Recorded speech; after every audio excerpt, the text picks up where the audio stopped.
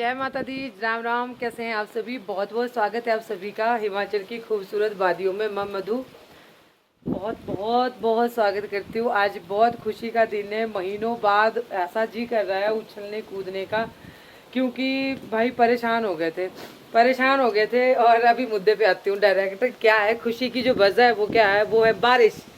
आज रात को थोड़ी बहुत छिड़का हुआ था। मैं ये नहीं बोल रही हूँ कि बहुत ज़्यादा बारिश हुई, हमें तो बहुत ज़्यादा बारिश की ज़रूरत है, लेकिन जो भी हुआ ये कि हमारे रोड में जो धूल मिट्टी थी, अभी बैक कैमरे से आपको दिखाती हूँ, वो काफ़ी हद तक बैठ चुकी है। ये देखो बारिश लगी है अभी भी, मतलब बारीक बारीक लगी है, बिल्कुल बारीक बारिश लगी है। यहाँ पे भी आप देख सकते हैं। हाय भगवान, थैंक यू। और बर्फ का तो भाई नामो निशान ही नहीं। अगर बर्फ भी पड़ जाए, पर उतना टेम्परेचर डाउन है नहीं कि बर्फ पड़ने का भी लग रहा हो। अगर पड़ जाए तो फिर बारे न्यारे हो गए हमारे। लेकिन अब जो कणक है वो तो जा चुकी है, लेकिन थोड़ा सा फिर भी उठ जाएगी बेचारी। अगर बारिश पड़ेगी तो कितनी होगी मुझे नहीं पता, लेकिन बारिश की बूंदों ने धरती को छू लिया है। और धरती की जो तृप्त सॉरी प्यासी आत्मा थी, वो थोड़ी तृप्त हो चुकी है। जो धूल मिट्टी थी रोड पे, वो काफी बैठ चुकी है, क्योंकि यहाँ पे जो हमारे घर के पास ही कच्चा रोड है, आप लोगों को पता है। जैसे कि अभी खूब हवा चली है, और थोड़ा देखो बारिश के छींटों से कितना ना बिल्कुल सब कुछ धुंधला धुंधला सा हो गया था, धूल के कारण, मिट्टी के कारण। लेकिन अभी थोड़ा उजला उजला लग रहा है, क्योंकि वो धूल बारिश ने उसको धो दिया है। तो परमात्मा करे, भगवान करे, माता रानी करे कि खूब जम के बारिश हो जाए। और सभी बहुत से लोग हैं, अच्छा हमारे तो इतना ये नहीं है, थोड़ी थोड़ी खेत हैं, लेकिन बहुत से लोग हैं ऊपर पहाड़ों में जिनकी बहुत सारे वो सीजन चलते हैं फ्रूट्स के, तो बारिश की बहुत जरूरत होती है, सबको ही होती है। तो परमात्मा, और हमारी गायों के लिए सबसे बड़ी बात है कि हरा घास हो जाएगा। गेहूं का मुझे लगता नहीं, इसका तो टाइम निकल चुका है, लेकिन फिर भी कहीं ना कहीं थोड़ा बहुत हो जाएगा और हरा घास हो जाएगा। और बारिश अभी लगी है। यहाँ पे हनी के पापा खा रहे हैं पराठा। मैंने बनाए थे सुबह आलू के पराठे बनाए थे मैंने शानू के लिए। यहाँ से थोड़ा सा तोड़ के जोजो को देने की कोशिश कर रही थी, वो नहीं खा रहा है। और अभी मैं दूध भी छोड़ रही हूँ, मतलब दही। और अगर मैं आपको बात बताऊं धुएं की, तो यहाँ पे भाई हवा लगी है। बारिश के मौसम में बहुत ज़्यादा हालात खराब हो जाते हैं धुएं की वजह से, क्योंकि आग जला रखी है ना, सारा धुआं पीछे ही वापस हो रहा है, पीछे ही वापस हो रहा है। बस ये प्रॉब्लम है। ऊपर से बहुत जोर की हवा आ रही है। अब ऐसा भी कैसे करूं? अब सिया के लिए खाना बनेगा, दूध कड़ेगा, इतना गैस के ऊपर तो मैं कर नहीं सकती है ना, कितनी ज़्यादा गैस लगेगी। और ये हमने दूध छोड़ने की मशीन लगा रखी है यहाँ पे, जिसमें हमने सिया का जो दूध है वो दही बना के जमाया हुआ है, क्योंकि साफ़ हो चुका है। और उसको हमने यहाँ पे जो है रखा हुआ है इसमें। तो अभी हम नहीं देते, 10-12 दिन तो बिल्कुल नहीं देते दूध। और डायरी में बिल्कुल नहीं डालते, 15 दिन तक कम से कम। और तब तक हम खाना सिया को ताकतवर खाना ही देते हैं, और बच्ची को पिलाते हैं खूब। और क्योंकि कच्चा फिर जब दूध ही देना, डायरी में ही देना, 10 महीने डायरी में ही तो देना, और कहाँ डालना। तो बस थोड़ा सा अगर हम पहले ये कर देते हैं परहेज। घी बनाएंगे अभी सिया का। और मेरे को डिमांड भी आ चुकी है कहीं से कि हमारे को घी देना। मई में आएंगी एक दीदी ना, तो देखेंगे। तो देखिए मक्खन तैयार हो चुका है। दही से मक्खन, मक्खन से घी, आज लस्सी भी होगी बहुत ज्यादा।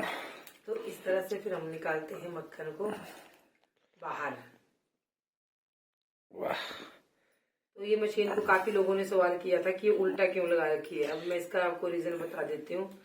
ये उल्टी इसलिए लगा रखी है क्योंकि ये इसका बर्तन छोटा है, ये बड़ी मशीन है, बड़े बर्तन की मशीन है। तो फिर अगर इसको सीधा लगाते हैं ना, तो ये नीचे टच होती है इसके साथ, तो इसलिए हमने इसको ना उल्टा करके लगाया हुआ है, ताकि हमारे बर्तन में नीचे सतह में, तले में ना टच ना हो।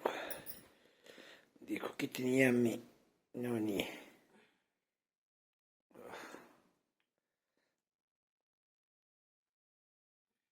एक मिनट पॉज कर दो। तो चलिए अभी हम मशीन हमने साफ कर दी है, और अभी हम जो है मक्खन निकाल ले। मक्खन को लस्सी से अलग कर लेंगे। इसमें पानी रखा हुआ है, पानी में साफ हो जाता है। फिर उसके बाद भी नोनिया बोलते हैं इसको अपने भाषा में, नोनिया।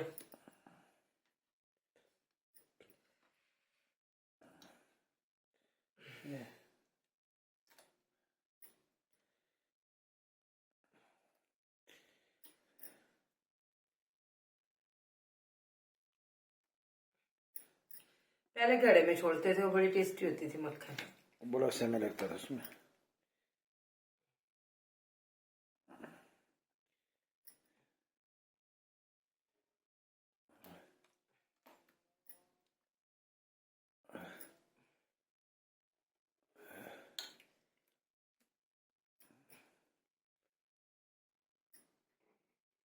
ये हुआ।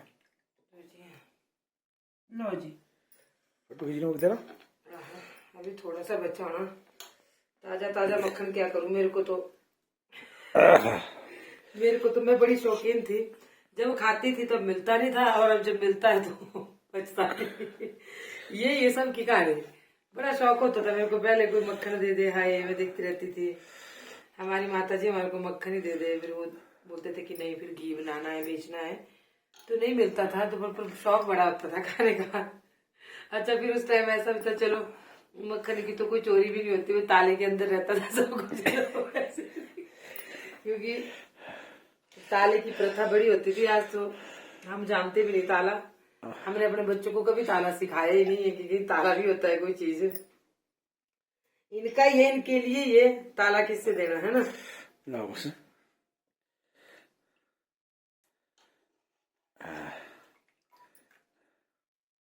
बंद कर दो उस भांडे में। और ये देखो बस आ गई हमारी 9 बजे वाली बस, जा रही है यहाँ से। और प्लीज़ चैनल को सब्सक्राइब कर लेना, आप लोगों से रिक्वेस्ट, एक बार चेक कर लेना आपने सब्सक्राइब किया हुआ है या नहीं किया हुआ है, तो सब्सक्राइब वाला बटन जो है आपने टच कर देना ऑल पे, ताकि नोटिफिकेशन आपको सारी आ जाए। और ये रहा हमारा जो जो यहाँ पे, और चली गई बस। देखो आज बिल्कुल भी धूल नहीं उड़ी। सबसे बड़ी बात है कि आज धूल नहीं उड़ रही है। उसके बाद फिर मैं यहाँ पे मेथी के उसमें चली गई थी, जो थोड़ी सी मेथी की कैरी है, उसमें मैंने कहा आलू उबाल रखे थे कल के, तो मेथी लेके आते हैं, हरी मेथी ताज़ा बिल्कुल ऑर्गेनिक, इसमें कोई खाद नहीं हम डालते, रासायनिक खाद डालते हैं तो सिर्फ डालते हैं गोबर की खाद, ठीक है। तो ये देखिए कितनी प्यारी हो रखी है मेथी, बारिश की बूंदें इसके ऊपर पड़ी हुई है। तो एक गलती हो गई मेरे से कि मैंने ना चाकू से या दराटी से काट के लेके जानी थी, मैं हाथों से ही इसको तोड़ रही हूँ, तो कई बार ना मतलब नीचे से आ जाती है, इसकी जड़ें जो है उतनी सख्त नहीं हो पाई है बिना बारिश के। तो कितने प्यारे पत्ते हैं, हरे हरे पत्ते, तो ये कई बार कुछ जो है उखड़ नीचे से उखड़ के आ गई थी। और आलू मेथी की सब्ज़ी बनाएंगे, जो कि बहुत टेस्टी होती है।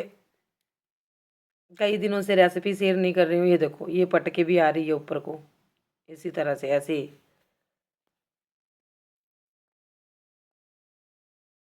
अभी इसमें ये दोबारा से आ जाएगी, आप लोग सोचेंगे कि ऊपर से तोड़ दी तो फिर ये आएगी नहीं, तो ये मैंने साग के लिए ही बोई थी इस बार ऐसे ही, क्योंकि यहाँ पे काम लगा हुआ था, आप लोगों को पता है।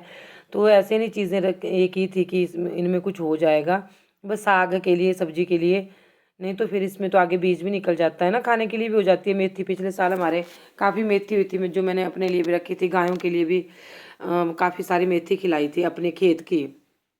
तो इस बार यहाँ पे बहुत सारा सामान पड़ा हुआ था, इस वजह से नहीं हमने ये किया, ठीक है। तो चलिए उसके बाद जो मैंने यहाँ पे तड़का रख दिया है, धनिया डाल दिया, मेथी डाल दी है, जीरा डाल रही हूँ, और आलू मैंने कट कर लिए थे, और मिर्चें डाल दी मैंने 2-3, हरी हैं पर इनका ना कलर हो चुका है लाल। और उसके बाद मैंने प्याज डाल दिए इसमें, और प्याज के बाद अगर आलू उबले हुए ना हों, ऐसे कट करके आपने डाले हैं, तो फिर आप वैसे उबले हुए आलूओं की बहुत टेस्टी बनती है, पर अगर उबले हुए ना हो ऐसे हो तो फिर पहले आलू पड़ते हैं 5 मिनट 10 मिनट, उनको भूनने के बाद फिर हम मेथी डालते हैं। तो मेथी मैंने काट के रख दी थी। तो अभी मैं सबसे पहले इसमें नमक और हल्दी डाल रही हूँ, और उसके बाद फिर मैं इसमें डालूँगी मेथी। तो बस प्याज जब हमारा हो जाएगा ना, आजकल लहसुन ख़त्म हुआ है, लहसुन लाना पड़ेगा, अभी ख़त्म हुआ मेरा लहसुन जो पिछली बार होता। इस बार आगे को तो कुछ भी नहीं होगा, लहसुन भी नहीं होगा ढंग से, क्योंकि यहाँ पे थी नहीं इतनी, ये काम लगा हुआ था उस वजह से। तो अब मैंने इसमें डाल दी है मेथी, जो कि काटी थी मैंने बारीक बारीक करके, थोड़ी सी हो जाएगी, ये देखना बिल्कुल कम हो जाएगी, जब ये पकेगी ना तो फिर कम हो जाएगी। और ये देखो अब इसके ऊपर मैं ढक्कन रख दूँगी और उसके बाद थोड़ी देर बाद ढक्कन उठा के फिर उसके बाद फिर से देखेंगे। तो 2-4 मिनट इसको ऐसे ही पका लूँगी और फिर मैंने ढक्कन रख दिया इसके ऊपर। उसके बाद फिर मैं आलू डालूँगी, ठीक है।